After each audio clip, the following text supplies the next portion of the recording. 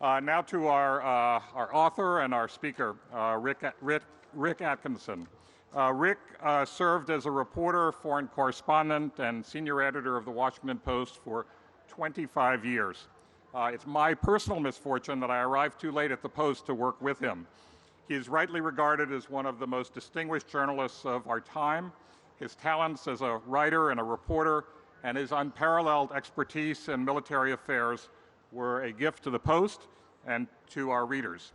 Yet with his latest book, Rick reminds us again that his gifts continue, only in different form, as a historian. The Guns at Last Light, The War in Western Europe, 1944 to 1945, is the final installment in his trilogy about World War II. He dedicated nearly 15 years of his life to these three remarkable volumes. The Los Angeles Times has called the Liberation Trilogy, quote, a masterpiece of deep reporting and powerful storytelling. The New York Times Review calls the trilogy epic, and this finale a, quote, tapestry of fabulous richness and complexity. The Washington Post reviewer described the prose as achingly sublime. Now, it's 877 pages, but the reviewer noted, while saying this is a very long book, he said this one seemed too short. In a recent interview with the National World War II Museum in New Orleans, Rick remarked on the necessity of remembering and telling the story of this war, what he called the greatest self-inflicted catastrophe in human history. 60 million dead, one life snuffed out every 3 seconds for 6 years. And Rick added, of more than 16 million American veterans of World War II, fewer than 2 million remain alive. When we contemplate what is lost to us culturally as they slip into the shadows at the rate of 800 a day, foremost perhaps is the ability to bear witness, to tell the story firsthand, to attest with authenticity and authority why they fought, suffered, and died. For all the stories told and retold, countless others will now go untold. So as the primary storytellers die off, it's important for their survivors, for us, to sustain the story, to keep it a vivid narrative that lives and breathes, rather than something desiccated, rapidly receding into the past with ever-diminishing power to stir us. Rick Atkinson has done more than almost anyone to sustain the story, to give it continued life. For that, we can all be grateful. I'm proud to introduce Rick Atkinson.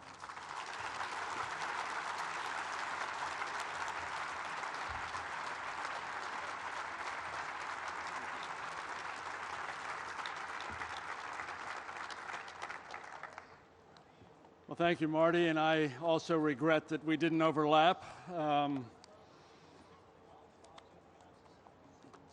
Thanks so much for coming this afternoon to this fantastic conclave of readers and writers. I apologize to those of you who are sitting here expecting to see my friend Evan Thomas. That was the last hour. I really apologize to those of you expecting to see my friend Khalid Hosseini. That's a different tent. I'd also like to thank the Library of Congress and the Washington Post, the other corporate sponsors, for making this one of the great annual events in our town. It's not this town, it's not that town, it's our town, whether you live in the District of Columbia or not.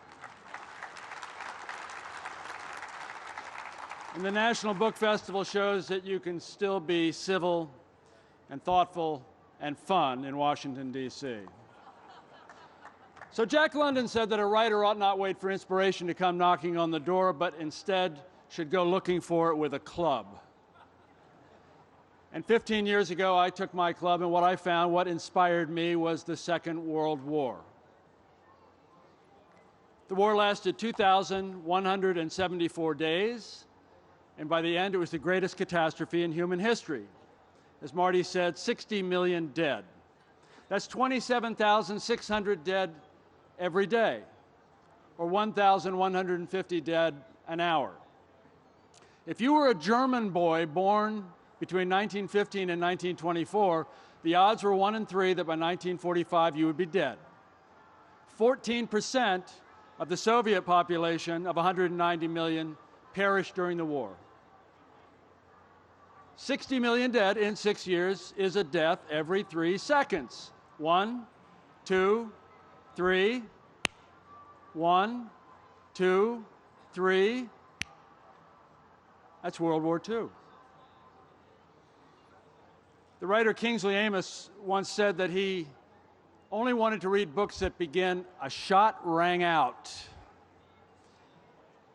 The way I've approached the Second World War is to look on it as a trilogy, as a triptych with 3 panels that mutually reinforce one another, and in that tale, many, many shots ring out.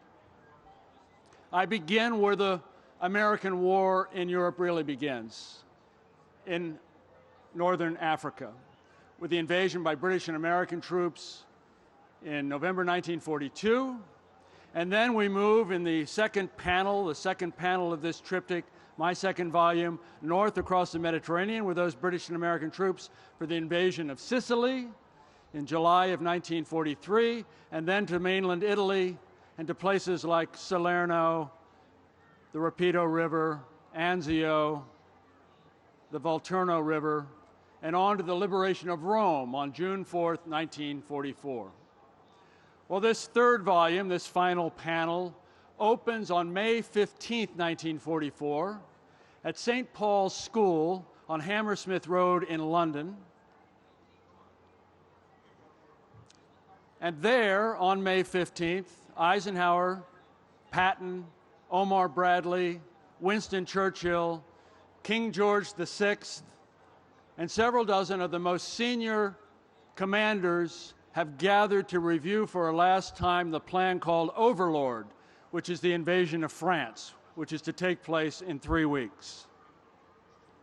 They met in an auditorium at St. Paul's called the Model Room.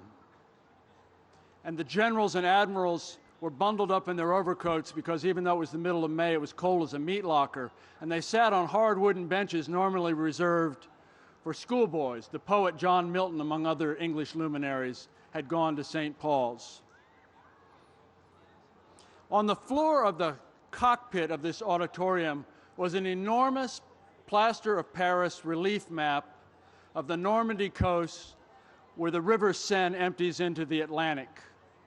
And a British brigadier in no-skid socks shuffled around on this map as they discussed the individual locales on what would become in 3 weeks the most famous battlefield in the world. The beaches, for example. Utah, Omaha, Gold, Juneau, Sword, and towns that no one had ever heard of but soon would become infamous. Towns like St. Lo and Cherbourg and Cannes. And just on the edge of the map, there's Paris. And then for the next 12 chapters, the tale unspools at these places and others. Mortain, Falaise, Paris, the Hürtgen Forest, Nijmegen, Arnhem, the Battle of the Bulge, the encirclement of the Ruhr, and the final drive to VE Day, Victory in Europe Day, on May 8th, 1945.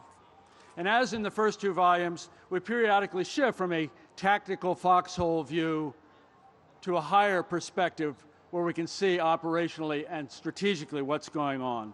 Much of Chapter 10, for example, is set in Malta and Yalta, where we're in the company of Churchill, Roosevelt, Stalin, and their senior commanders. And we often peek in on the other side of the hill to see what the Germans are doing. I also recount at some length the invasion of southern France in August 1944, as well as the subsequent drive up the Rhone River Valley by French and American troops, and the lunge through the Vosges Mountains to capture Strasbourg and to reach the Rhine in November 1944. It's 4 months before the armies that are coming from Normandy arrive on the Rhine. It's an important part of the liberation of Europe. It's a part that many Americans know very little about. And the characters are fantastic. They include the American generals Jacob Devers and Alexander Patch, and the French First Army commander, a general named Jean Delatte de Tassigny, who is beyond the power of any novelist to invent. He was described by one of his admirers as an animal of action, and Delatte would often appear in the middle of the night in bivouacs where his soldiers were sleeping, and he would roar out, waking them up, "What have you done for France?"